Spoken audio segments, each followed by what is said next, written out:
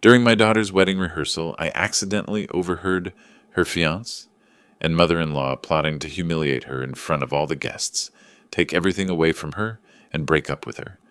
The betrayal hit me like a bolt of lightning. My dream of a happy celebration turned into a trap. But I came up with a cunning plan for revenge. My daughter didn't show up at the wedding, and when my mother-in-law called with complaints, "Where is your little brat? Everyone is waiting for her," I laughed and advised her to look under the table with the cake. She couldn't believe her eyes. Justice struck harder than betrayal. Before we continue, please subscribe to the channel and write in the comments what time it is where you are now. The Sentinel Hotel's service corridor smelled like industrial cleaner and stale champagne. I ducked out during the rehearsal break, needed the bathroom, needed a minute away from watching Thaddeus play Prince Charming. My daughter deserved better than his performance. 35 years designing theater effects taught me to spot a bad actor. On my way back, voices stopped me, male and female, coming from the alcove near the Rose Ballroom's side entrance. "Mom, you sure about this? I mean, she really—" "Oh, please," a woman's voice. Leona, Thaddeus's mother. "That little fool thinks you're her Prince Charming. You saw how she practically threw money at the venue upgrade?" My hand found the doorframe, held on. "The photos you made, they look real enough?" "Real enough for a room full of shocked guests. Trust me, sweetie. We do this right. You walk away with everything. The gifts alone will cover your crypto debts." Thaddeus laughed, actually laughed. And here I thought I'd have to actually marry her. My phone. Where was my phone? Pocket. Left pocket. My fingers fumbled with it, nearly dropped it. The screen glowed. I found the voice recorder app. Pressed record. The red dot pulsed. My hand shook so badly I had to brace my wrist against the wall. They kept talking. Every word carved itself into my brain. Fake evidence. Photos. Saturday at 3:30 p.m., right between vows and rings. Maximum shock value. Thaddeus asking about his Oscar-worthy performance. I stood there recording until they finished, until their footsteps faded back toward the ballroom. Then I stood there longer because my legs had forgotten how to work. The rehearsal was still going when I walked back in. Everyone gathered around the makeshift altar, the wedding planner checking her clipboard. Persephone stood next to Thaddeus, holding his hand. Her face glowed. 28 years old, my daughter. Smart, funny, trusting. Too trusting. "Okay, let's run through the vows one more time." The wedding planner clapped her hands. "Thaddeus, you're up." He turned to Persephone, took both her hands. "I promise to make you the happiest woman alive, to cherish every single day we have together." Persephone's eyes got wet. "Tad, you're going to make me cry before Saturday." The guy's delivery was so fake, even a community theater would have rejected him. And I'd worked in community theater, painted sets for their production of Our Town back in '93. The lead actor had more sincerity, reading the phone book. "Beautiful. Really beautiful." My voice came out hoarse. "Anyone else need coffee? I'm getting more." Nobody answered. I walked to the refreshment table anyway, picked up the pot with both hands because one hand was still shaking. The cup rattled against the saucer when I set it down. Coffee slopped over the rim. "Lemuel, isn't it?" Leona appeared beside me. She smiled. A shark sizing up a seal. I smiled back. Two could play the terrible actor game. "I'm so glad our children found each other," she said. "Yeah, glad. You look pale. Wedding jitters for the father of the bride?" "Something like that." She patted my arm and glided away. I watched her cross the room to Thaddeus, whisper something in his ear. He nodded. She whispered again. He nodded again. The balcony. I needed the balcony. Made it outside, loosened my collar. Portland air hit my face, cool and damp. February in Oregon. The city stretched out below, lights starting to flicker on as afternoon dimmed toward evening. My phone felt heavy in my pocket. I pulled it out, played back the first 10 seconds of the recording. Just to make sure. Just to confirm I hadn't hallucinated the whole thing. Leona's voice came through clear. "That little fool thinks you're her Prince Charming." My jaw clenched. Knuckles went white around the phone. Inside, the rehearsal continued. I watched through the glass doors. The wedding planner positioned people, adjusted angles. Persephone laughed at something Thaddeus said, kissed his cheek. Saturday. They were planning this for Saturday. 3 days away. The wedding was in 3 days. I went back inside for the final run-through, stood in my designated spot as father of the bride. Leona stood in her designated spot as mother of the groom. She caught my eye across the room, smiled sweetly. My face muscles strained as I forced a smile back. The wedding planner reviewed the timeline. So Saturday, ceremony starts at 3 p.m. sharp. Processional, opening words, vows, exchange of rings, pronouncement, kiss, recessional. The whole thing should run about 30 minutes. Everyone clear? Oh, I was clear. Crystal clear. 3:30 p.m. Right between vows and rings. They'd planned it better than D-Day. Any questions? The wedding planner looked around. Nobody had questions. Persephone beamed. Thaddeus squeezed her hand. Leona checked her watch. The rehearsal ended. People gathered coats and bags. I watched Leona whisper to Thaddeus one more time. She glanced at Persephone, then back to her son. Her lips formed words. Saturday, 3:30. Don't forget. My phone vibrated. Text from Persephone. Dad, we're all going to dinner at Andina. You coming? My thumb hovered over the screen. I looked at my daughter laughing with Thaddeus across the room. 6 empty coffee cups lined up on my workbench. The mechanical ballerina wound down, music box slowing to a stop. I'd been sitting here since 10 p.m. Now the clock read 2:47 a.m. I pressed play on the recording again. 19th time, maybe 20th, lost count after 15. That little fool thinks you're her prince? Charming. My workshop looked exactly how I felt. Cluttered, chaotic. Vintage mechanical toys covered every surface. The dancing bear I'd restored last month.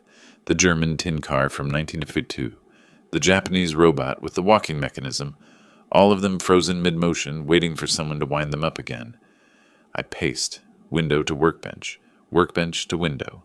The street cleaner passed below, brushes spinning, water spraying. Portland at 3 a.m. was quiet. Just machines and insomniacs. At 6 a.m., I called Quentin. Tokyo was 10 p.m. He'd be awake. His face filled the phone screen. My son, 10 time zones away. Dad, it's 10 at night here. You look terrible. I need you to listen to something. My hand shook holding the phone. I propped it against the mechanical bear, pressed play on the recording, watched Quentin's face change, watched his jaw tighten. Holy! He ran his hand through his hair. Dad, you have to tell Percy. Right now. What if she doesn't believe me? What if... She'll believe you.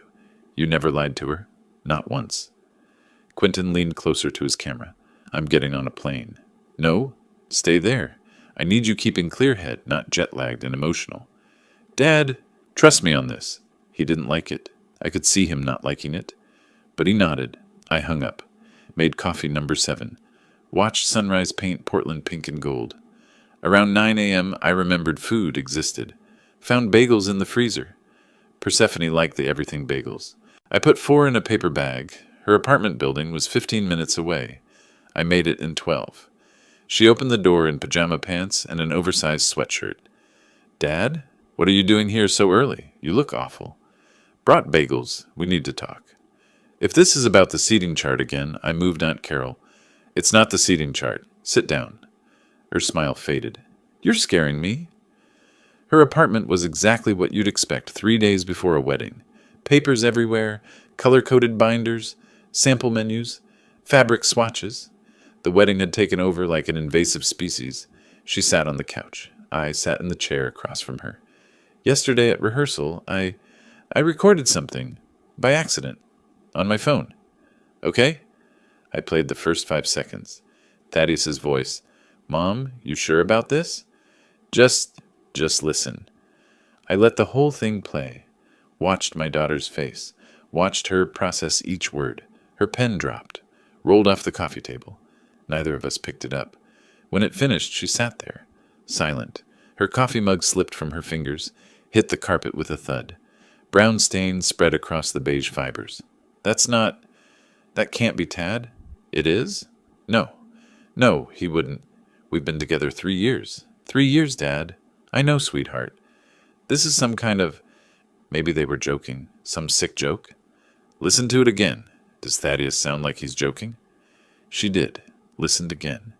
This time she stood up halfway through, walked to the window, put her palm flat against the glass, stood there for 30 seconds, maybe more. The gifts. Her voice came out hollow. Last month, Leona kept saying, make sure guests know cash gifts are preferred. I thought she was just tacky. What else? 2 weeks ago, Tad wanted to put the apartment lease in his name only. Said it was easier for paperwork. I was going to sign it tomorrow. My stomach dropped. You didn't sign yet? No, Something felt off. I told him I wanted to wait. She turned from the window. Her face had gone white. Did he ever even love me? That question. The worst question. The one I'd been asking myself all night. I think he did. Once. Before the debts. Before his mother got her hooks deeper. That's supposed to make me feel better? No.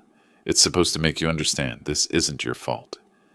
She slid down the wall, just collapsed into a sitting position, knees pulled up, started crying. Not pretty crying, the kind that comes from somewhere deep. I got down on the floor next to her. My knees cracked loud enough to echo. 68-year-old joints protesting. Put my arm around her shoulders. I'm so stupid. You're not stupid. You're trusting. There's a difference. Not anymore. We sat there on her floor for maybe 10 minutes. We both watched that coffee stain spread. It was like we'd forgotten how basic physics worked. Then she wiped her face. Rough, angry swipes. Stood up fast. Pulled out her laptop. I want them to feel this. What I'm feeling right now. Purse? No. Worse than this. I want them humiliated. Destroyed. What are you saying? She looked at me directly. Her eyes weren't soft anymore. You worked in theater for 35 years. You know how to put on a show. Pause. So let's give them one they'll never forget. Her phone buzzed. Text from Thaddeus. Morning, babe. Can't wait to see you tonight. Love you. She stared at the screen. Showed it to me. What did he say? He says he loves me. You going to respond? She typed. Love you too. See you at 7. Hit send. She typed that with all the warmth of someone ordering a sandwich. Turkey on rye, hold the emotion. There. Let him think everything's perfect. Her laptop booted up. She opened a document. Wedding day schedule. Final PDF. Glowed on screen. Color-coded timeline. Vendor contacts. Guest list with 127 names. They want a show at 3:30 p.m., right between vows and rings? Her finger hovered over the delete key. Let's give them a different show. Click. The file disappeared. I pulled my chair closer to the screen. Okay, but we're going to need actors. Her phone buzzed again. Text from Leona. Persephone dear, confirmed the photographer for Saturday. Can't wait to capture every moment. Persephone showed me the screen. Persephone's laptop screen glowed blue in the late morning light. The deleted wedding file had left a gap. Now we needed to fill it with something better. Actors, I said. We'll need about 40. She looked at me. Where do we get 40 actors in 6 days? Portland Center Stage. I worked there 35 years. I pulled out my phone. Let me call Sylvia. Sylvia Douglas answered on the third ring. Lemuel Parker. I haven't heard from you since you retired. What, 5 years? 6. Listen, Syl, I need a favor. A big one. How big? Remember that production of The Sting we did in 98? Where we... She interrupted, excitement cutting through the phone. Oh, I like where this is going. Keep talking. I need actors, about 40 of them, and they need to be convincing as wedding guests. When? Saturday. Pause. This Saturday, as in 6 days from now. Yeah. Lem, this is either the craziest thing you've ever asked me or the best role of my life. I'm in. We spent the next hour laying it out. Persephone took notes, sketched diagrams. The plan crystallized. Stage a fake wedding with actors playing guests. Let Thaddeus and Leona execute their scheme there while being recorded. Gather evidence for legal action. The real wedding would happen nowhere. The fake wedding would happen everywhere that mattered. By Monday morning, we had appointments. First stop, Philemon Crawford's office downtown. My attorney for 20 years. His gray suit matched his gray hair, matched his gray filing cabinets. Let me understand. Philemon leaned back in his leather chair. You want to stage a fake wedding ceremony? To catch your daughter's fiancé? Committing fraud? More or less. Lem, I've been your attorney for 20 years. This is creative. Is it legal? He flipped through law books, tapped his pen against a legal pad. Define legal. You're not entrapping them. They planned this independently.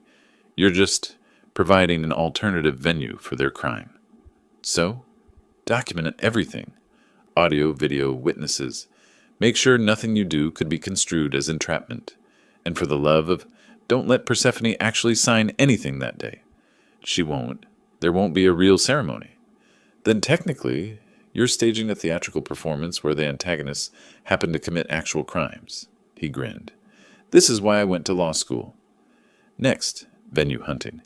We needed someplace identical to the Sentinel Hotel's Rose Ballroom.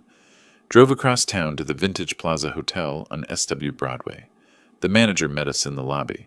So you're looking for a venue for this Saturday? Yes, it's a family event. Small wedding reception. We have the Crystal Ballroom available. It's nearly identical to the Sentinel's Rose Ballroom, actually. I tried not to look too eager. Is that right? Same designer, 1920s, same layout. People book the wrong one by accident sometimes. Perfect. I'll take it. That afternoon, Persephone planted the first seed. She texted Thaddeus. Hey, babe, my dad switched photographers. Found someone cheaper through a friend at his old theater. His response came fast. Oh? I like the one we had. I know, but Dad's paying and wanted to save money. You know how he is about his pension. Yeah, I guess. As long as the photos turn out okay? They will.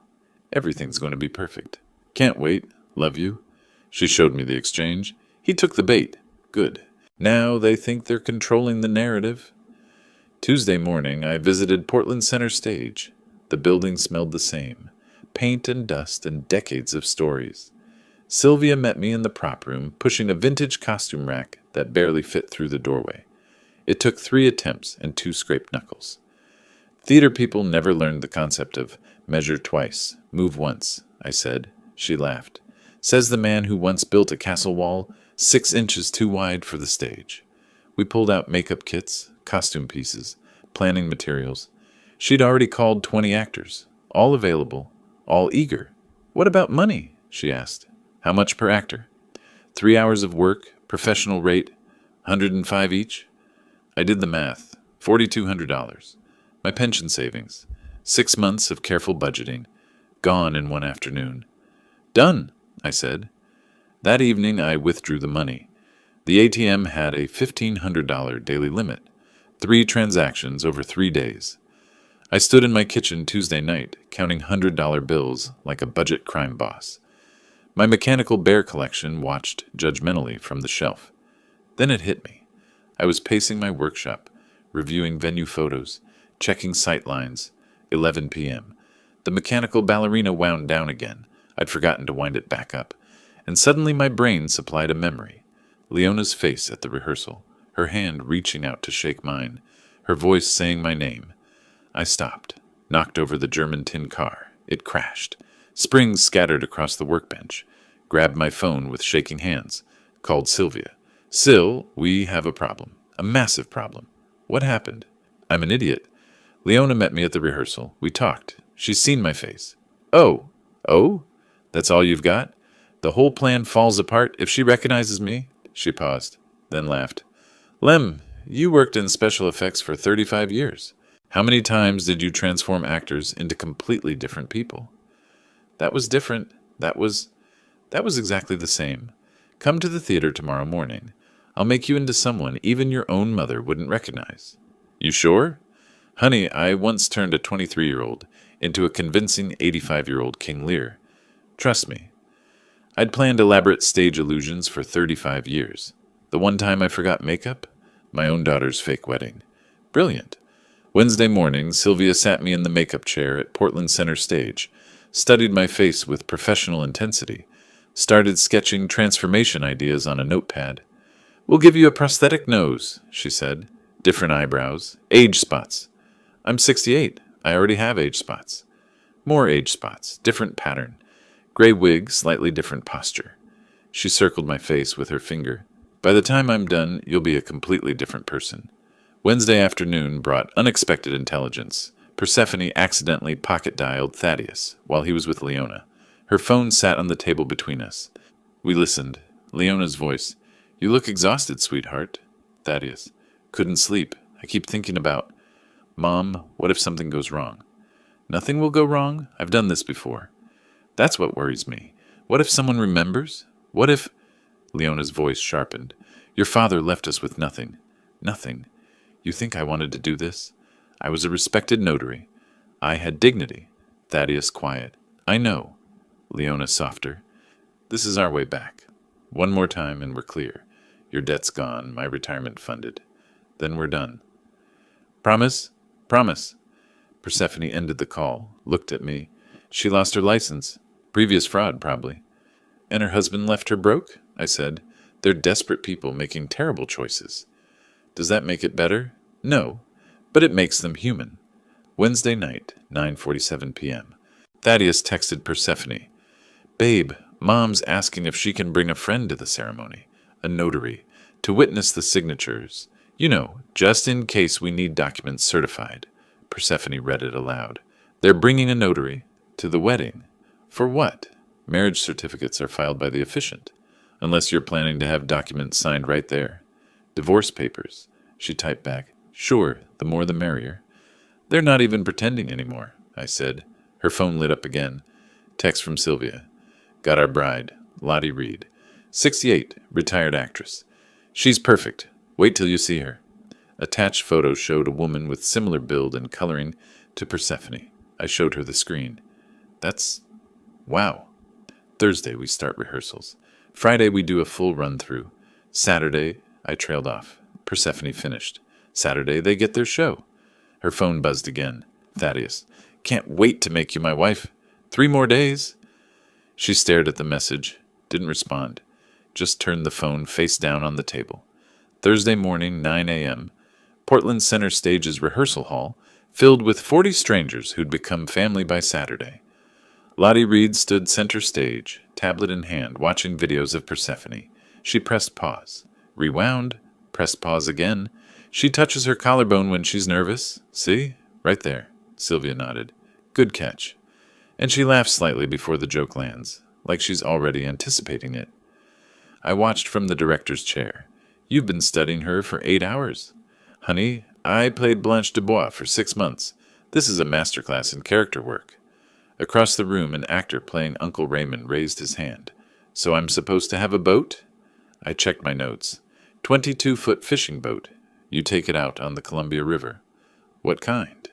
Bayliner. You bought it used in 2018. It needs engine work. He wrote this down. This is the most detailed background I've ever gotten for 3 hours of work.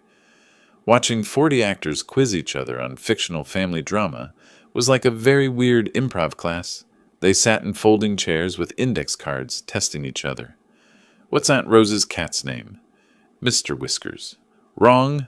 Mr. Mittens. Start over. By Thursday afternoon, they'd moved to improvisation. 2 actors practiced wedding small talk. Actor 1 as Aunt Martha. Did you hear about the honeymoon? Actor 2 as Cousin Beth. Aruba, right? 2 weeks, all inclusive. I coached from the sidelines. Good, but Martha, you're more judgmental. Like you disapprove of the expense. Actor 1 adjusted her tone. 2 weeks in Aruba? Must be nice. In my day we went to Cannon Beach and called it luxury. Better.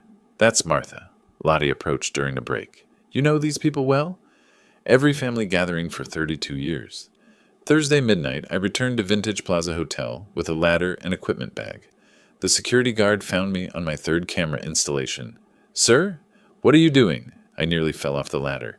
Jesus, you scared me. It's 12:30 in the morning. I'm with the wedding party. Saturday's ceremony.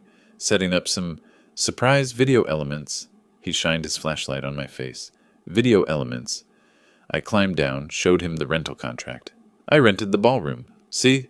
Lemuel Parker. We're doing a special multimedia presentation. He examined the paper. At midnight. Only time the room's empty. Wedding's at 3 p.m., rehearsal tomorrow afternoon. This was my window. What kind of video? Hidden cameras for a surprise montage. Candid reactions from guests during the ceremony. He shrugged. Weddings get weirder every year. Just don't break anything. I installed 6 cameras total. Crown molding, floral arrangements, exit sign, plus 4 microphones. My hands shook slightly, calibrating the hidden screen under the cake table. Dropped the screwdriver twice. Friday morning brought Persephone's performance. She FaceTimed Thaddeus from bed, looking genuinely pale. Stress had physical benefits. "Babe, you look terrible," he said. "Thanks. Really feeling the pre-wedding glow. Should we postpone?" No, I'll be fine by tomorrow. Just need rest." "You sure?" Mom says. She interrupted. "I'm sure. Don't come over. I don't want you getting sick. Bad luck anyway, right? Seeing the bride before the wedding? That's just a superstition. Humor me. I'll see you at the ceremony. Promise." "Okay. Love you." "You too." She ended the call, dropped the act immediately, sat up straight. I watched from her doorway. "The Academy Award goes to—" "Too much?" "Perfect. He bought every second." Friday afternoon, Philemon came by for final legal checks. Recording devices in place. 6 cameras, 4 microphones. Visible consent signs. Small print on programs. "This event is being recorded." That covers you legally. The moment they attempt fraud on camera, you're golden. What if they don't go through with it? Then you've thrown an expensive fake wedding. But based on their text about the notary, they're going through with it. I'll be watching from the real venue with the actual guests. Recording everything on my end, too. He smiled. "Lem, I've handled divorces for 30 years. This is the most creative justice I've ever seen." Friday evening, we sent corrected invitations to the real guests. Mass text. Important. Venue change to Vintage Plaza Hotel, 422 SW Broadway. Surprise for Persephone and Thaddeus. Please keep confidential. Park in underground garage. Enter through side entrance.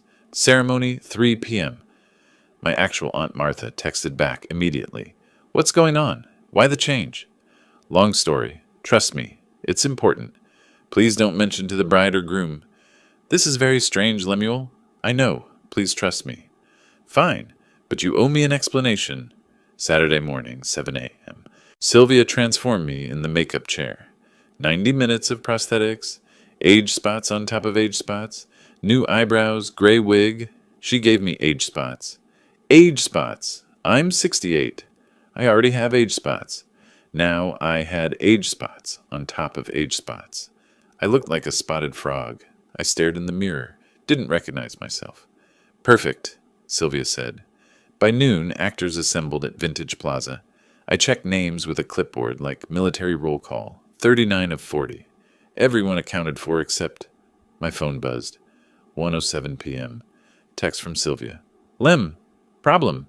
Janet, playing Aunt Rose, has food poisoning. Can't make it." I called immediately. "We're down an aunt? An hour before?" "I'm sorry, she's really sick." "Can we get someone else?" "Everyone else is already cast or unavailable. We'll have 39 instead of 40. "What if Leona counts heads? What if she notices?" "Lem, she's expecting a wedding. She's not taking attendance. She's a con artist. Con artists notice details. We have no choice. We go with 39. I paced the hotel corridor. "Damn it. Okay. Maybe she won't notice. Maybe... Breathe. We've got this." Nothing says I'm definitely not hiding anything like worrying about one missing guest an hour before showtime. 2 p.m. Thaddeus and Leona arrived. I watched from my position as Uncle Raymond, the disguised version of myself that Sylvia had created. The greeter, an actor, approached them. "This looks great. Where's Persephone?" "Getting ready in the bridal suite. You know brides, always running late." Leona stood in the center of the ballroom, turned slowly. Her heels echoed on marble. "Something's off." "What do you mean?" Thaddeus shifted nervously. "I don't know. Something feels wrong." "Mom, you're paranoid." "I have good instincts. How many guests are here?" "I don't know. They're still arriving." She started counting under her breath. 23, 24. "Mom, stop. You're making me nervous." I spoke quietly into my hidden earpiece. "She's counting." "Syl, she's actually counting guests." Sylvia's voice crackled back. "Stay calm. She doesn't know what number she's counting to." Leona continued scanning the room. "Where's Lemuel? The bride's father should be here greeting people." "Maybe he's with Persephone. Maybe." Her eyes landed on me, held my gaze for 3 seconds. My heart hammered. She looked away. At 2:15, I lifted a champagne glass. My hand shook so badly the glass slipped. Didn't shatter, just made noise. Several people looked. Leona's head snapped around. I froze. An actor nearby laughed. "Butterfingers today, Raymond?" Others chuckled. Crisis averted. But I realized I was too nervous. Excused myself, walked outside. 5 minutes of Portland air. Deep breaths. When I came back, Leona stood in the center again, rotating, taking in every detail, Thaddeus beside her. Mom, everything looks fine. Can you relax? She didn't answer, just kept scanning. Then stopped. There's no photographer. What? No photographer? Where's the cheaper photographer Persephone mentioned? The actor-photographer emerged from a side room with his camera. Sorry, just setting up the equipment. Leona watched him, nodded slowly. Good. But her eyes kept calculating. She pulled out her phone, checked something, frowned. The address? What about it? Thaddeus asked. The invitation says Sentinel Hotel, but the sign outside said Vintage Plaza. Thaddeus looked at her. Maybe you misread? I don't misread. She looked at the ballroom again. Her voice dropped. Something is very, very wrong here. Leona stood in the center of the ballroom, calculating. Something is very, very wrong here. Thaddeus touched her arm. Mom, we're committed. The ceremony starts in 15 minutes.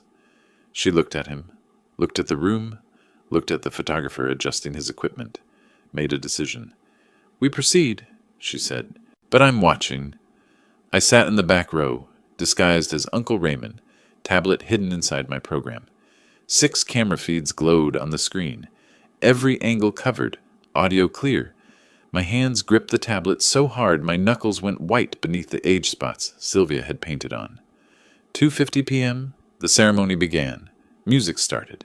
The side door opened. Lottie Reed entered as Persephone. She was perfect. The slight bounce in her step, the way she held the bouquet at her hip, the rapid blinking when she got emotional. Every detail Persephone's.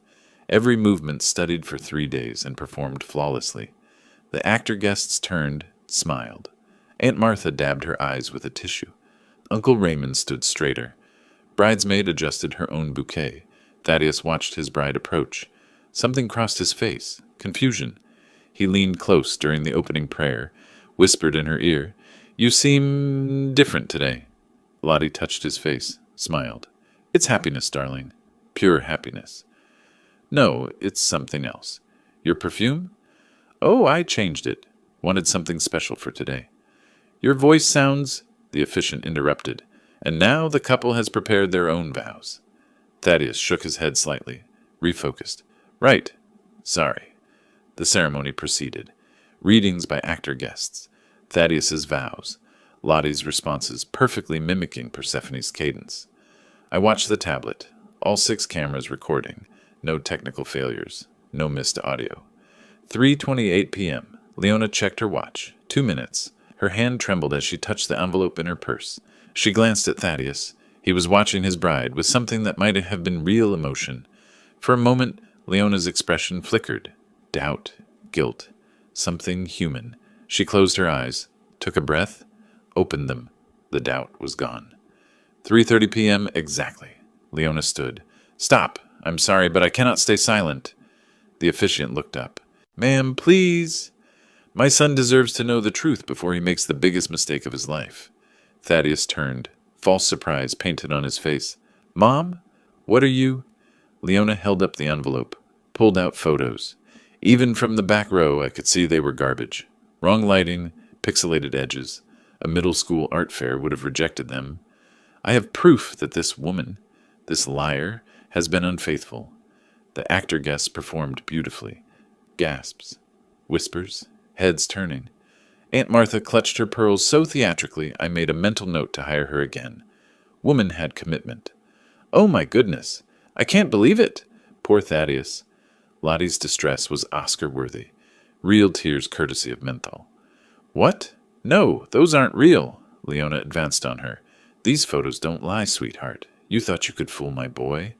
Thaddeus approached, voice shaking. Persephone, tell me this isn't true. Lottie reached for him.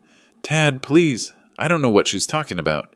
He jerked away, overacting, but the room accepted it. Don't touch me. Leona grabbed Thaddeus's arm. Come on, sweetheart. We're leaving. But the gifts? Especially the gifts? Her voice projected righteousness. After what she's done, their compensation for emotional damage. Everyone here is a witness to her betrayal. Actor Uncle Raymond half stood. Now wait just a minute. Leona cut him off. You wait. My son's been humiliated. These gifts were meant to celebrate a marriage built on lies. Actor Aunt Martha tried. This doesn't seem right. Leona ignored her. Start loading them. Now. Thaddeus began stacking gift boxes on the wheeled cart an actor had helpfully provided. He lifted the third box, nearly dropped it. What did people put in these? Probably crystal, silver, things of value. Leona was distracted, triumphant. He didn't tell him bricks weigh more than toasters. My phone buzzed. Text from Persephone. Did she do it? I typed back, watching the tablet. Right on schedule. 3:30 exactly. I wish I could see her face. You will. 6 cameras, every angle. Activate the screen. Not yet. Let them collect more gifts, more crimes on camera. Dad, I want them to know. 30 seconds, I promise. Leona and Thaddeus worked systematically. 10 boxes, 15, 20. Every movement recorded. Every word about compensation captured. 3:33 p.m. I tapped the tablet 3 times. Under the cake table, the hidden screen illuminated. 48 inches of LED embedded horizontally beneath the white tablecloth, positioned so anyone near the gift table would see it reflecting on the floor. Leona reached for another box, paused. What's that light? Thaddeus didn't look. What light? Is that a screen? She bent down, looked under the table. On the screen, live feed from the real venue. Persephone in her wedding dress. Very much present, very much smiling. Leona straightened slowly. Thaddeus. He turned.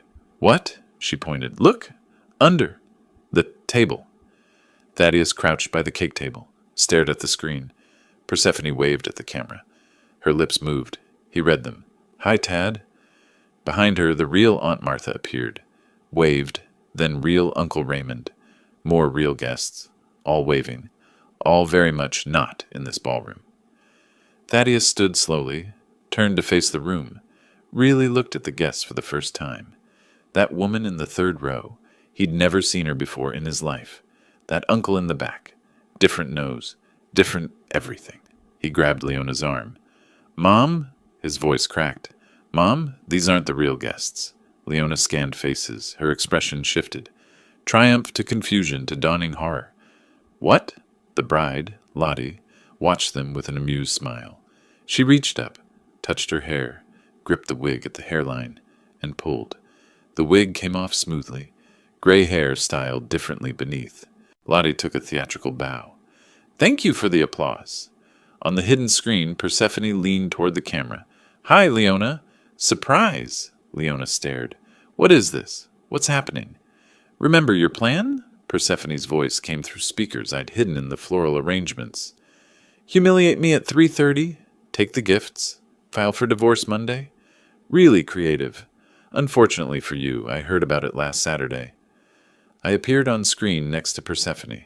I recorded your conversation at the rehearsal. Every word. Thaddeus's voice came out hoarse. Dad, her dad is... Everything you just did? I kept my tone even. Recorded. 6 cameras. 4 microphones. Fraud, defamation, attempted theft of property. Leona found her voice. You can't. This isn't legal.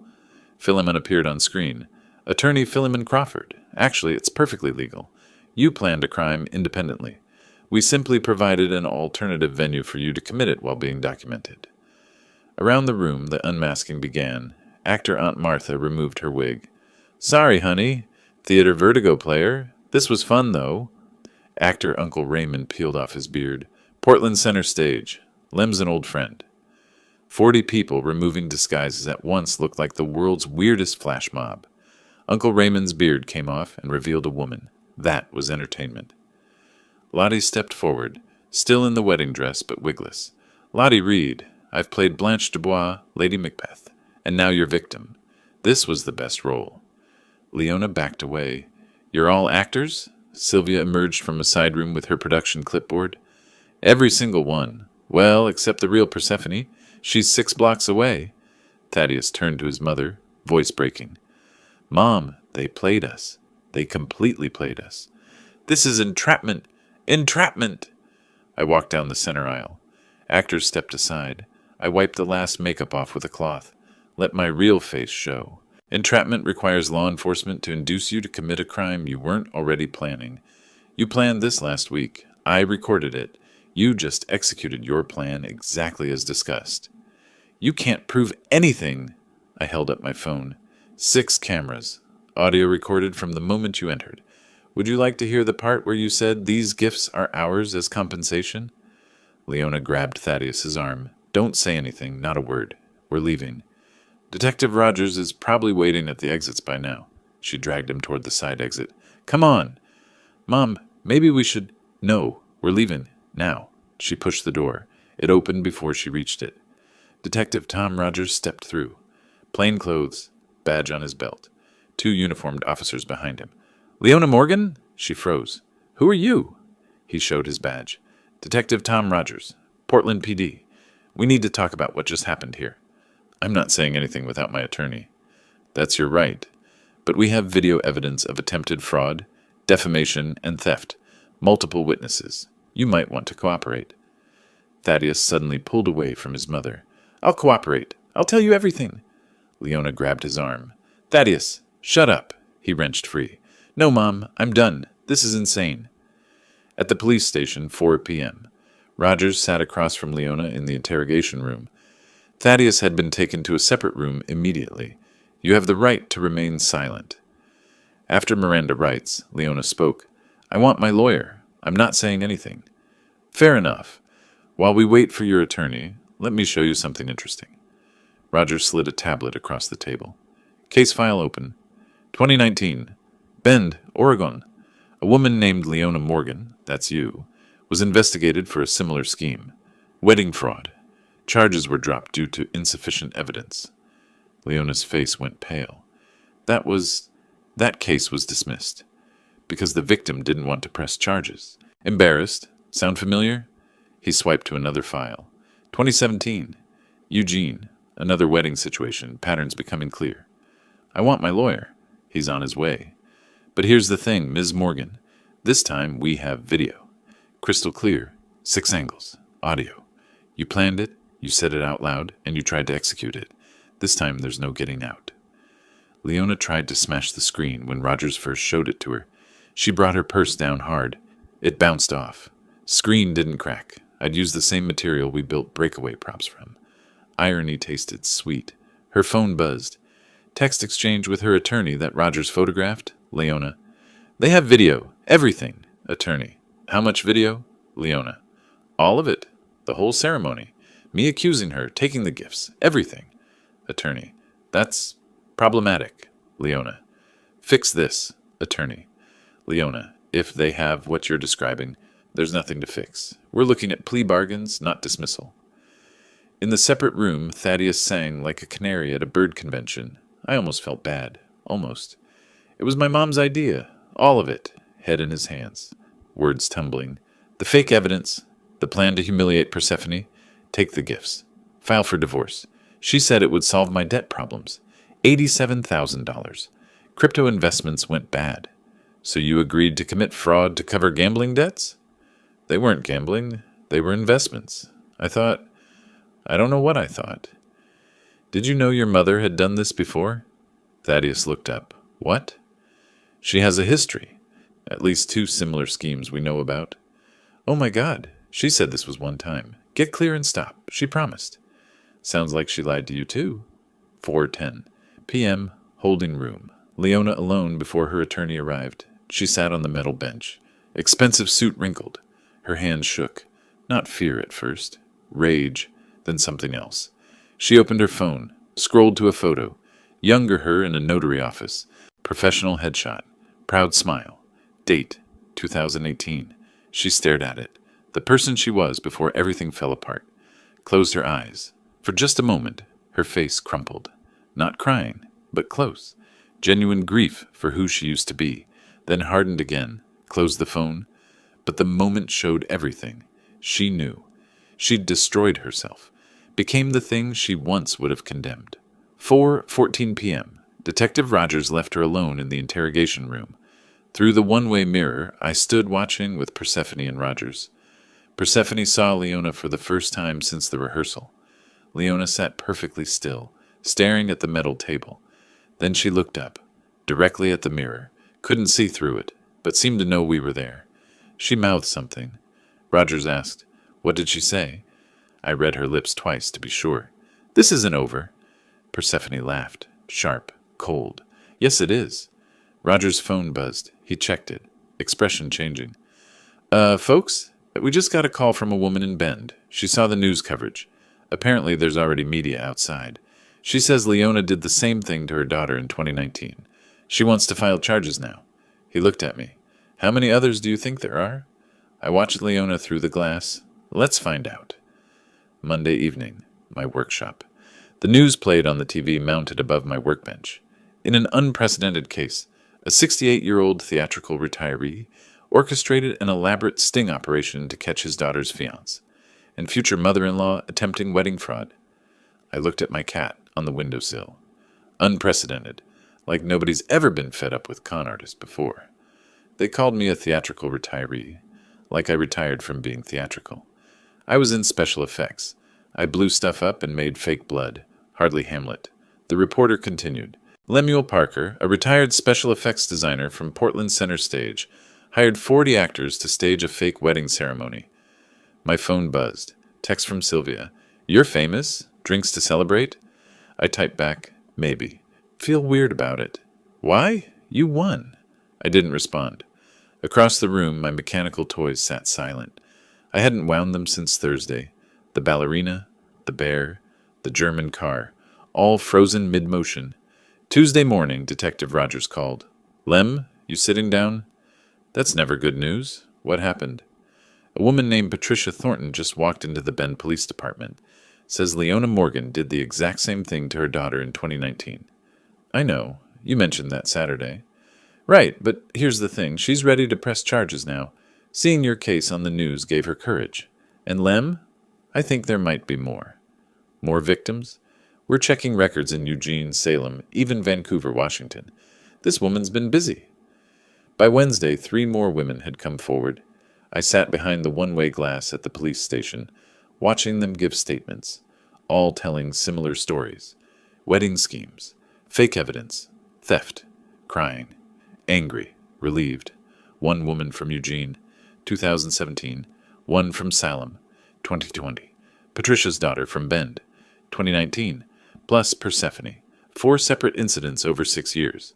Wednesday afternoon, I met with ADA Sarah Chen and Philemon at the prosecutor's office. Chen slid a folder across the table. "We now have 4 separate incidents, 2017, 2019, 2020, and your daughter's case this year." Philemon leaned forward. "That establishes a pattern. Premeditation." "Better than that. It shows this was her business model." Chen opened the folder. "She found men with debt, coached them through the scheme, took a percentage." "How much did she make?" "Conservatively, $200,000 over 6 years. Probably more we haven't found." I kept my voice level. "And Thaddeus?" "Latest victim, but also a perpetrator. His cooperation is helping, but he's not innocent." "Will Persephone get restitution?" "Every victim will, but Leona's broke. Judgment might not mean much practically." I drove home through afternoon traffic, stopped at a red light near a pawn shop. Saw a woman inside talking to the clerk, not Leona, just a woman. But I thought about desperation, about what people become when they're drowning. Thursday morning, Thaddeus received an envelope at his mother's house where he'd been staying. Plain white, no return address, typed message inside. I learned about this later, but Detective Rogers told me Thaddeus's hands shook reading it. The letter said, "I can make the evidence disappear. $50,000. Details to follow." Thaddeus showed his mother. Her voice rose with hope. "Someone's offering to help. Make the evidence disappear. For $50,000. Mom, we don't have that." She gripped the letter. "We get it. This is our way out." "How? How do we?" "Your car. My jewelry. We borrow the rest." "Thaddeus, this is a gift." He hesitated. "What if it's a scam?" She laughed, manic edge to it. "A scam? Someone scamming scammers? That would be rich." They spent Thursday afternoon liquidating everything. I sat in my car outside the pawn shop without planning to. Just happened to be driving past. Watched through the window as Leona sold her jewelry. She sold jewelry for 30 cents on the dollar. The pawn shop guy practically cackled. I didn't know people actually cackled outside cartoons. She was crying. The pieces clearly had sentimental value. A necklace, earrings, a bracelet.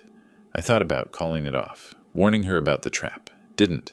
Drove to an empty parking lot, sat there 20 minutes, phone in my hand. Didn't call, just sat. Thursday evening, 6:47 p.m. Thaddeus's finger hovered over the confirm button on his banking app. Leona watched over his shoulder, both holding their breath. He pressed it.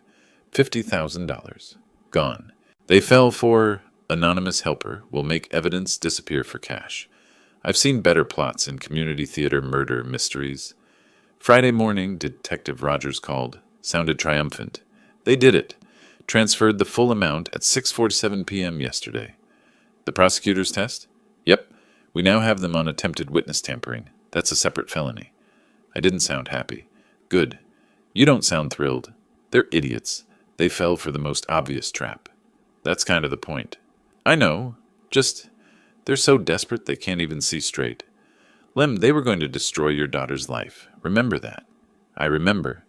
I hung up. Poured bourbon. Didn't drink it. Just stared at the glass. Thursday night at 11:47 p.m. My phone rang. Unknown number. Mr. Parker? Patrick Holmes? From the wedding? I remembered. You played Cousin Marcus. What can I do for you? Well, there's a problem with my payment. Problem? You were paid $400 like everyone else. That's the thing. I thought it was $500. We had a deal. I pulled up the contract on my laptop. Patrick, I have the signed agreement right here. $400. You signed it. I must have misunderstood. Look, I'm a little short this month.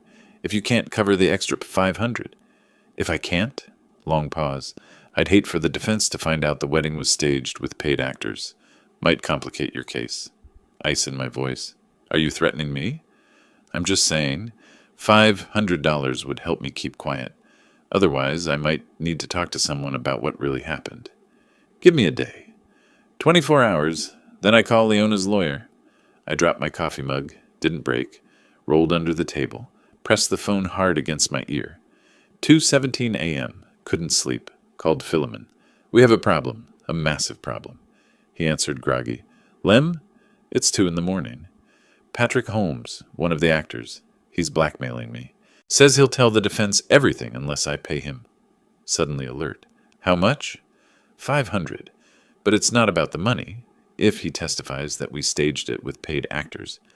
The defense will argue entrapment, false evidence, prosecutorial misconduct.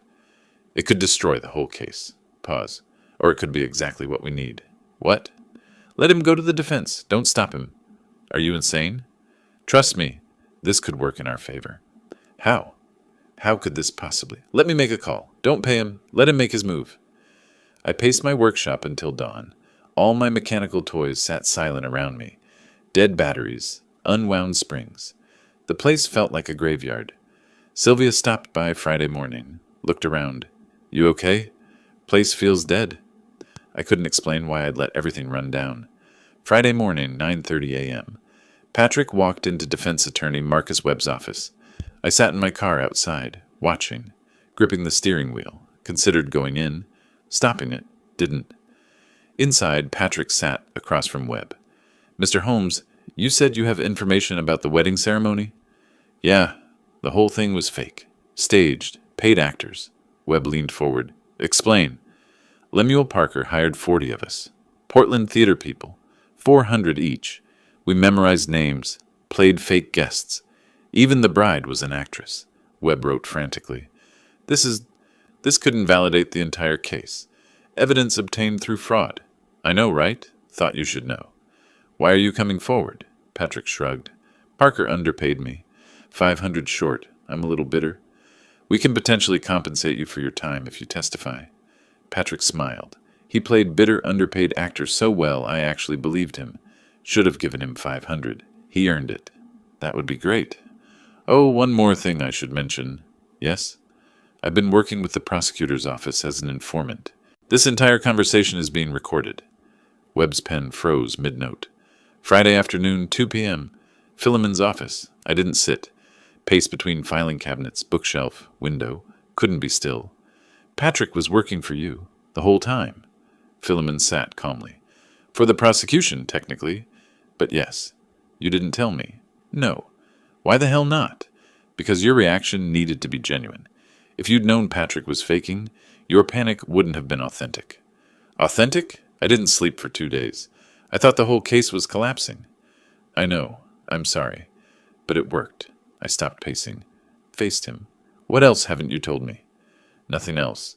That was the only element you didn't know about. How do I believe you? He met my eyes. You don't. You decide whether the outcome was worth the manipulation. That's a shitty answer. It's an honest one. He pulled out a legal pad, drew a diagram. Flowchart showing all layers of the plan. The core was mine. Fake wedding, actors, recording. But around it, more circles. Patrick's double agent role. The prosecutor's witness tampering test. Media strategy to flush out victims. He drew the plan like a conspiracy theory flowchart. I expected red string connecting photos.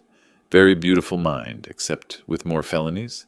The core plan was yours. Fake wedding, actors, recording. That was brilliant. But courts don't always care about brilliant. They care about evidence that can't be challenged. So I added insurance. Patrick, if the defense got desperate enough to contact him, we'd know they were willing to use compromised testimony. That gives us leverage. You set up their attorney to fail. I gave their attorney an opportunity to do the right thing. He chose poorly. That's semantics, he shrugged. Welcome to law. It's all semantics. The anonymous letter, too? The 50,000? That was the prosecutor's office. Ada Chen's idea. Test whether they'd attempt witness tampering. Jesus. How many layers did you people add? Enough to ensure victory. You wanted justice for Persephone. I delivered it. Are you angry about the method or the success? I sat down finally. I don't know yet. Monday morning, courthouse, preliminary hearings. Defense attorney Webb had recused himself. Ethics violation. New attorney scrambling with an unwinnable case. I sat in the public gallery, Persephone next to me. We didn't hold hands. Barely looked at each other. Prosecutor Chen stood. Your Honor, the state presents video evidence from the incident. The video played on the large courtroom screen. Entire room watched. Leona standing. Dramatic accusations. Waving those garbage photos. Watching Leona on that giant courtroom screen was like seeing a bad movie you directed. Except the bad acting was real, and the consequences were prison. I have proof this woman has been unfaithful. Actor guests gasping. Leona and Thaddeus collecting gifts. What did people put in these? Probably crystal, silver, things of value, Persephone whispered. I forgot how loud she was. I whispered back. She's been loud her whole life. Just usually got away with it. At the defense table, Leona sat perfectly still, hands folded, face blank. Only her throat moved, swallowing, repeatedly. Judge watched the entire video. I've seen enough. Preliminary hearing is satisfied. We'll proceed to trial unless plea negotiations conclude first. Tuesday, Leona's new attorney, Richard Moss, slid a plea agreement across the table. Leona pushed it back. He slid it again. She pushed it back. 3 times before finally signing. I learned this later from Philemon, but I could picture it, her hand shaking, pen hovering, the moment she gave up. Ms. Morgan, they have you on video committing multiple felonies. 6 different angles. Previous victims willing to testify. Your son is cooperating with prosecution. Thaddeus is cooperating. Full cooperation. He's giving them everything. She laughed. Bitter. Of course he is. Saving himself. We can't win at trial. The plea offer, 4 years. Eligible for parole in 2. It's the best we'll get. 4 years. Or we go to trial and you get 7 to 10. Your choice. Wednesday, Thaddeus testified. He threw his mother under the bus, backed up, and ran her over again for good measure. Prosecutors barely had to ask questions. Mr. Morgan, whose idea was the wedding fraud scheme? My mother's, Leona Morgan. Explain how it started. I was in debt. $87,000 from crypto investments. She said she knew a way to clear it. Marry someone, create a fraud scenario, take their assets, divorce. Had she done this before? Yes. She told me about previous times. 2017, 2019, at least one more. Did you love Persephone Parker? His voice broke. At first, yes. Then the debts got worse. My mother kept pushing, and I I don't know what I felt anymore. He didn't look at his mother once, kept his eyes on the prosecutor, on his hands, on the ceiling, anywhere but her. Leona watched on the courtroom monitor, not rage on her face, just resignation, betrayal, acceptance that this is who her son really is. Lunch recess, courtroom emptied. Leona sat alone at the defense table. Thaddeus was escorted past her to a separate exit. Thaddeus, quiet. He stopped, didn't turn around. I'm sorry I made you into this. You're sorry you got caught. No. I'm sorry I taught you to think like I think, to see people as marks. His voice broke. I did love her, Mom, at first. I know. You ruined that. Made me into someone who could do that to someone I loved. Tears on her face. I was trying to save you. He finally turned. You destroyed me instead. The officer touched his arm. We need to go. Thaddeus left without looking back. Leona sat alone, crying silently. No sound. Thursday morning. Sentencing. Judge Torres looked down from the bench. Ms. Morgan, you orchestrated a sophisticated fraud scheme targeting vulnerable young men with financial problems. You coached them to deceive women who trusted them, causing emotional and financial harm. You've shown no remorse. The court sentences you to 4 years in state prison, eligible for parole after 2 years served, plus restitution of $125,000 to be divided among your victims. Leona stood. I understand. Do you have anything to say? Brief pause. I was someone once, someone respectable. I don't expect you to care, but I want the record to show I know what I've lost. Noted. Mr. Morgan? Thaddeus got probation. 2 years supervised, 300 hours community service, $15,000 to Persephone, 10-year restraining order.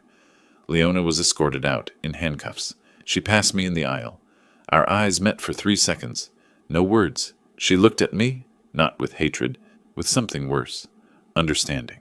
Her expression said, You won, but what did it cost you? I looked away first. Persephone touched my arm. It's over. Yeah, you did it. You protected me. Yeah, she noticed my tone. Dad, you okay? Let's go home. I drove home. Sat in my car in my own driveway for 15 minutes before going inside. The following Thursday, a letter arrived. Prison envelope. I opened it standing in my workshop. Read once. Read again. Sat down heavily. Lemuel, you took everything. My freedom, my son, my last shred of dignity. I'm not asking for forgiveness. I don't deserve it, and wouldn't believe you if you gave it. But I want you to understand something. I was someone once. A professional. Proud. Your daughter probably doesn't know this, but I volunteered at women's shelters. I helped people. Then my husband left. I made mistakes trying to survive. Lost my license. Lost my identity.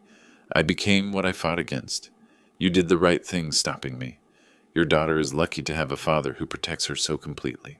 I just wonder, who's protecting you from what this victory is costing? Your mechanical toys have stopped. I noticed at the hearing, your hands were still. Men like us, we need our rituals. When those stop, it means something's broken. I hope your revenge was worth what you've lost. Not just the money you spent. Not the time. The part of yourself that could forgive. The part that could stop. I'm paying for my sins. I accept that. But you're paying too. In a different currency. Hope it balances. LM. I set the letter down. Looked at my mechanical toys. All stopped. All silent. Picked up the ballerina, my favorite. Wound the key. It didn't play. Broken spring, probably. Set it down carefully. Sat in my chair, head in my hands. My phone rang. Persephone calling. I looked at it, ringing. Didn't answer. Let it go to voicemail. Sat alone in silence. 3 weeks after sentencing, I finally understood what Leona's letter meant. Not the words, the warning. I sat in my workshop holding it. Read it for maybe the 40th time. Hope your revenge was worth what you've lost. I hadn't lost anything, had I? Drove to Persephone's apartment that afternoon. She didn't answer the door immediately. Made me wait. When she finally opened it, the chain was still on. Dad, you should have called first. Since when do I need to call before visiting my daughter? She removed the chain. Let me in. Since I stopped trusting people to be who they say they are? I noticed the locks. 3 deadbolts. Fortress-level security. Percy, those are... Can't be too careful. She walked to the kitchen, didn't offer coffee. We sat at her table. Her phone buzzed, dating app notification. She silenced it immediately. Not interested. They all want something. Sweetheart, the threat's gone. Thaddeus has a restraining order. Leona's in prison. She laughed, bitter. You think they were the only threats? Dad, everyone's a potential threat now. What do you mean? A guy at work asked me to coffee yesterday. Nice guy, design department, known him 2 years. And? I said no. Want to know why? She looked at me. Because my first thought was, what does he want? What's the angle? Is this the setup? I spent 20 minutes analyzing whether coffee was code for something. The words hit like a physical blow. Per se, it's just coffee, Dad. Just coffee. And I can't even trust that anymore. I sat back. What have I done to you? You saved me. But I don't know if I can ever trust anyone again. That night, video call with Quentin. 2 a.m. his time in Tokyo. Dad, you look terrible. Thanks. That's helpful. I mean it. You're not sleeping. I can tell. I'm fine. His voice got firm. No, you're not. And neither is Percy. I talked to her yesterday. Dad, she's broken. I was protecting her. I know, and you did. But at what cost? I got angry. What was I supposed to do? Let them destroy her? He softened. No, you did the right thing. I just wish the right thing didn't cost so much. I deflated. Me too, son, me too. The next week, I did something I'd never done. Made an appointment with a therapist, Dr. Helen Morrison. Sat in her waiting room for 10 minutes before the first session. Almost left twice. Forced myself to stay. The magazines were from 2019. I read about old news and thought, at least some things age badly for everyone. What brings you here, Mr. Parker? My son thinks I need help. My daughter's broken, and I got a letter from prison that won't leave me alone. Tell me about the letter. I explained everything.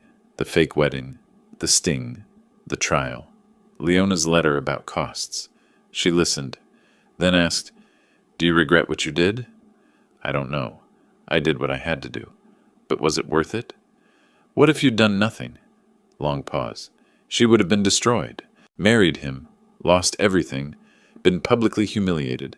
So you chose between one kind of damage and another. That's a terrible choice. Most important choices are. Meanwhile, Thaddeus was doing community service at a homeless shelter, serving food, washing dishes, head down, avoiding eye contact. He met a man there, Marcus, 68, reformed con artist. They talked during break, Marcus washing dishes beside him. First time doing this? Community service, court ordered. I figured. You got that look. What look? Guy who just realized he's not who he thought he was. I had it too, 20 years ago. What were you in for? Fraud, pension scheme. Took money from people who couldn't afford to lose it. Thaddeus stopped working. How'd you come back from that? I didn't. Not all the way. You don't come back from hurting people. You just learn to live forward. I wrote her a letter. Apology. She hasn't responded. She won't? Probably won't even open it. Then why'd I write it? Because it wasn't for her.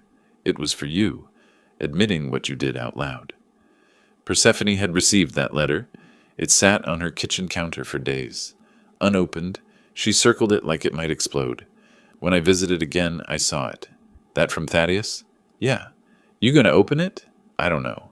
Part of me wants to read what he has to say. And the other part? The other part wants to burn it unopened. Let him wonder if I ever saw it. Both are valid choices. Which would you do? I considered.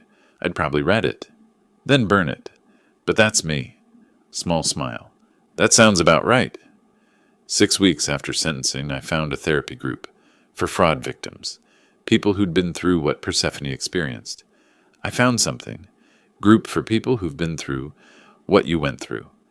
Dad, I don't want to talk about this with strangers. They're not strangers. They're people who understand. You've been going to therapy. I was surprised. How'd you know? You're different, quieter, like you're actually processing instead of just moving forward. It's helping. Maybe it could help you too. I'll think about it. That's all I ask. She went. First session, she sat in the circle. 8 people, a facilitator, stories of betrayal, schemes, lost savings, broken trust. Persephone, would you like to share? I was engaged. Found out 3 days before the wedding he was planning to humiliate me and take everything. My dad stopped it, But? But now I don't trust anyone. I see schemes everywhere. Can't take anything at face value. Across the circle, a man spoke. I got scammed by my business partner. 3 years of work, all my savings. I know that feeling, like the world's suddenly hostile. She looked at him. Simon, 33, teacher. Their eyes met. Exactly.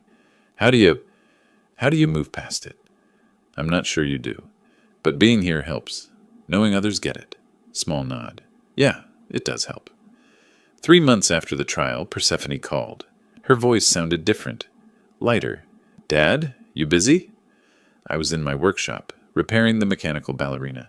Never too busy for you. What's up? I met someone at the therapy group. I set down my tools.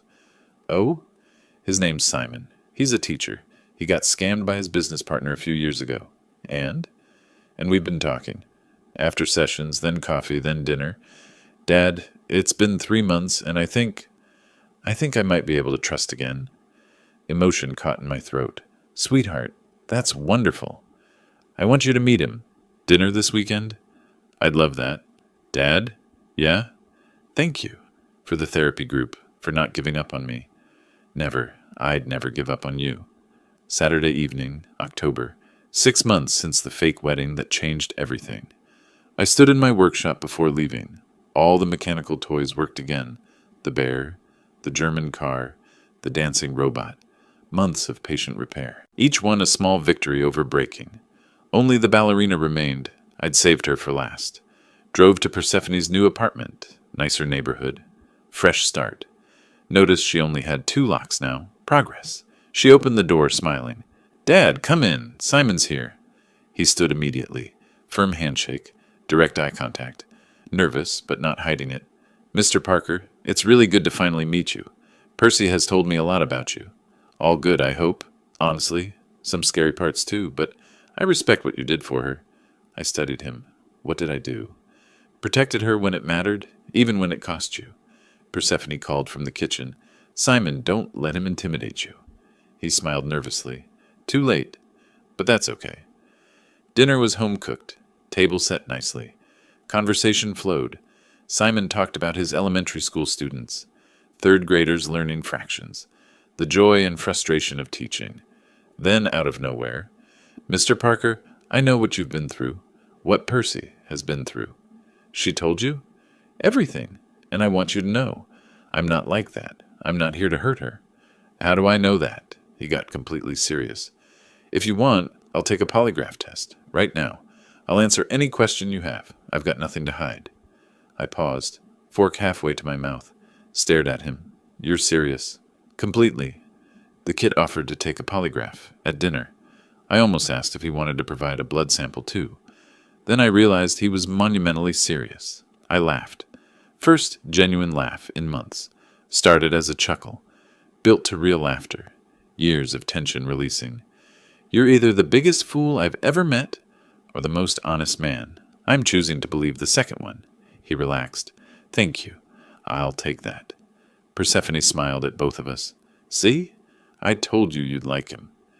During dessert, Simon told his story. Business partner. Best friend since college. We started an education tech company. 3 years in, found out he'd been embezzling. Took everything. My savings, investors' money, our reputation. What happened to him?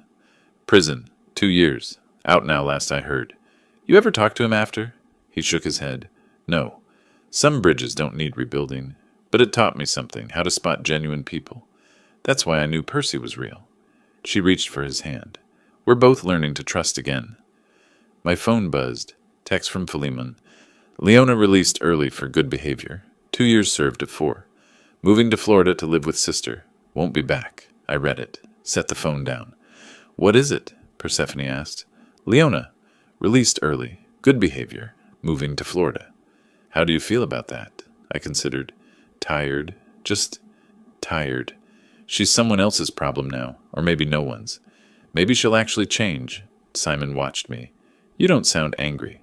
I'm not. Anger takes energy. I'm fresh out. What about Thaddeus? He's on probation, community service. Heard he's actually showing up, doing the work. Maybe he'll figure it out. Persephone's voice got quiet. Do you forgive them? Long pause. I don't know if that's the right question. I've let them go. That's different from forgiveness. After dinner, Persephone walked me to the door. Hugged me. Long hug, not brief. Dad, thank you. For what? For everything. For saving me. For the therapy group. For tonight. Not scaring Simon away. I almost destroyed you. She pulled back, looked at me. No. You showed me what real love looks like. It's protection, even when it hurts. It's sacrifice. It's doing the hard thing because it's right. It cost you months of your life. Trust issues. Paranoia. And now I'm stronger. I know what betrayal looks like. I know what genuine looks like. Simon is genuine. I wouldn't have been able to tell the difference before. That's an expensive lesson, but I learned it, and I survived it. Because of you. Emotion caught in my voice. I'm proud of you. I know. That's why it was worth it. I drove home, sat in the car in my driveway for a moment, but this time got out without heavy pause. Workshop. Turned on all the lights. Approached the ballerina with fresh eyes. The final repair took an hour. Installing the new spring. Calibrating the mechanism. Winding the key carefully. Set her down. Watched her spin. The music played. Perfect. I made a small brass plaque, engraved it myself. For Persephone, for second chances. From Dad. October 2025. Attached it to the base with care. Later, video call from Quentin. Tokyo nighttime skyline behind him. Dad, how are you? Really? You know, son, for the first time in a year. Good. Really good. You mean that? I gestured to the workshop. Look around. Toys are all working again. Workshop's lit up. I'm sleeping through the night. And Percy? She's healing. Met someone. Good guy. Honest. She's laughing again. Real laughs. Then it was worth it. Maybe. Or maybe we just survived it. Either way, we're still here. That's what matters, Dad. You're still here. Yeah, we are. After the call, I noticed a small package on the doorstep. Must have arrived while I was at Persephone's. Inside, a vintage music box. Beautiful craftsmanship. A note. Thank you for showing me real craftsmanship. Some things are worth preserving. Marcus, from the shelter. I smiled. Thaddeus must have told him about my hobby. Marcus, the reformed Khan, mentoring Thaddeus, sending unexpected grace. I placed it on my shelf, wound it, let it play, sat in my chair. Surrounded by mechanical life, each toy with a story, each repair a lesson. Took me 6 months to fix these toys. 6 months to repair what took 6 days to break. Math seemed about right for life. The ballerina spun in the foreground. Music box played harmony. Workshop hummed with gentle mechanical sounds. Warm light filled the space. People ask if I regret it. I regret that I had to do it. But I'm proud that I could. Revenge is a cold dish. Forgiveness is even colder. But love always warms. My daughter's laughing again. My son calls from Tokyo. My workshop hums with life. Broken things can be repaired. Sometimes broken things become stronger at the break. Sometimes the cracks are where the light gets in. I'm 68 years old. I've been a father, a designer of illusions, a seeker of justice, and a broken man who found his way back. If you asked me to do it all again, I'd hesitate. Then I'd say yes, because some things are worth breaking for. Some people are worth protecting, even if it breaks you too. My daughter is one of them. Always has been, always will be. I watched the ballerina spin, read the plaque one more time. For Persephone, for second chances. The music played on. If you like this story, please like this video, subscribe to the channel, and share your impressions of this story in the comments. To listen to the next story, click on the box on the left. Thank you for watching.